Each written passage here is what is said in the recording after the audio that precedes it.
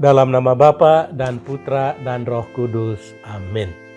Bapak, Ibu, Saudara-saudari terkasih, salam jumpa kembali dalam Renungan Inspiratif Minggu Biasa ke-18 berdasarkan Injil Matius bab 14 ayat 13 sampai 21. Mereka semua makan sampai kenyang.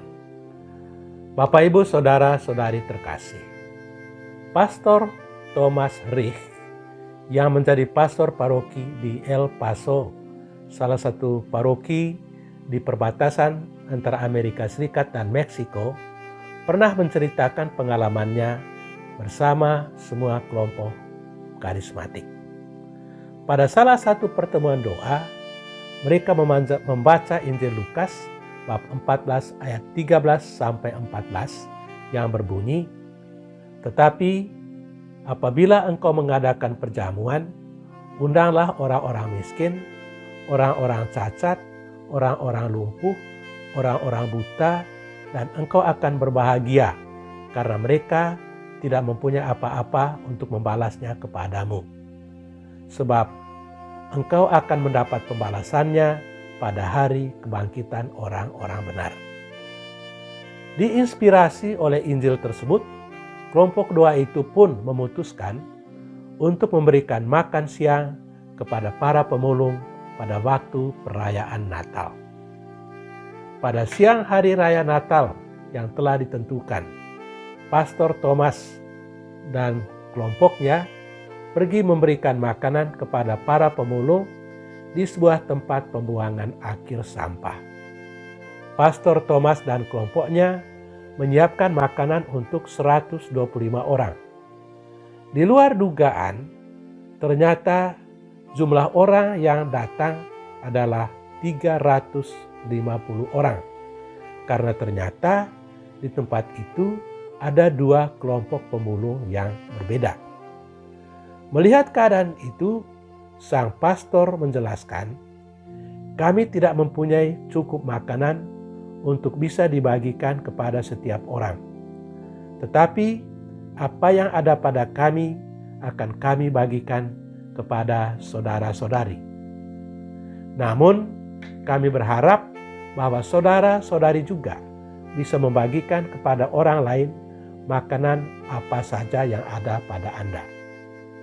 Orang-orang itu pun kembali ke rumah masing-masing dan mengambil makanan yang ada di rumahnya. Lalu makanan itu dibagikan kepada teman-teman lain. Alhasil semua 350 orang itu bisa makan sampai kenyang. Makanan itu sedemikian banyaknya sehingga Pastor Thomas dan kelompoknya masih bisa mengumpulkan makanan yang tersisa dan diberikan kepada 3 panti asuhan yang berbeda. Bapak, Ibu, Saudara-saudari terkasih, dalam Injil hari ini kita mendapat cerita yang serupa, yakni tentang mukjizat perbanyakan roti.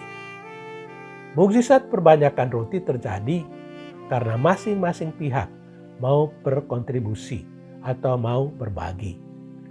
Dalam konteks Injil hari ini, para murid mau berbagi dengan memberikan kepada Yesus roti dan ikan yang ada pada mereka untuk diberikan kepada orang banyak.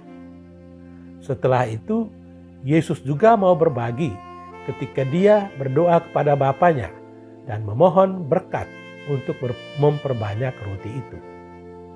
Andaikan para murid tidak memberikan apa yang mereka miliki, dan Yesus tidak berdoa kepada Bapanya, memohon berkat dari Bapa, niscaya tidak akan terjadi mukjizat. Saudara-saudari terkasih, apa pesan Injil hari ini untuk kita? Salah satu pesan yang kuat dari Injil hari ini adalah mukjizat bisa terjadi kalau orang mau berbagi. Pengalaman Pater Thomas dalam cerita tadi dan pengalaman para murid Yesus di dalam Injil menunjukkan kebenaran dari pernyataan tersebut. Dan sadar atau tidak, mukjizat karena rela berbagi masih tetap terjadi pada saat ini. Sesungguhnya, mukjizat memang terjadi setiap hari. Anak-anak hidup karena orang tuanya rela berbagi. Murid-murid menjadi cerdas karena para gurunya rela berbagi. Para pasien bisa sembuh karena para dokter dan perawat rela berbagi. Hidup kita bisa bertahan karena orang di sekitar kita rela berbagi. Karena itu, marilah kita terus berbagi agar orang-orang di sekitar kita juga boleh mengalami mukjizat. Tuhan memberkati kita. Amin. Dalam nama Bapa dan Putra dan Roh Kudus. Amin.